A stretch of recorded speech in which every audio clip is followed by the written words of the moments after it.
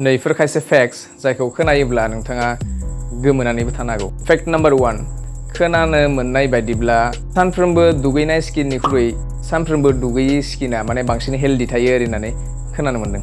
जोंनि हादरनि prime minister Narendra मदिया first पलिटिशियान जाय माने 10 मिलियन साबस्क्राइबार माने क्रस खालामनो हादों इउटिउबाव। नेक्स्टआनो जाहैबाय टेस्ला कम्पानिनि एलन मास्क। बिथाङा मोनसे ओरैबायदि चेलेन्ज होदो माने दा सेल्फ ड्राइभिं कार फैदो। दा नैबे सेल्फ ड्राइभिं कारनि सिस्टेमखौ जुदि सोरबा हेक खालामनानै दिन्थिनो हायो बिथांनो माने $1 मिलियन प्राइज मानि लाखिनाय जादों।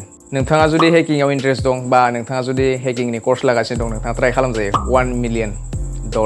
लक्जामबार्ग हादरखौ बा जायगाखौ मोनसे ओरैबायदि जाहोननि थाखाय मिथिजायो जेराव पाब्लिक ट्रान्सपर्ट जेरै जोंनि बास जाहैबाय मेट्र' ट्रेन जाहैबाय बेफोरबायदि माने पाब्लिक ट्रान्सपर्टआ बिसोरनाव माने फ्रि होननानै खोनानो मोनो। जों गासैबो मिउजिक खोनासङो बा भिडिअसफोर नायनानै मोजां मोनो।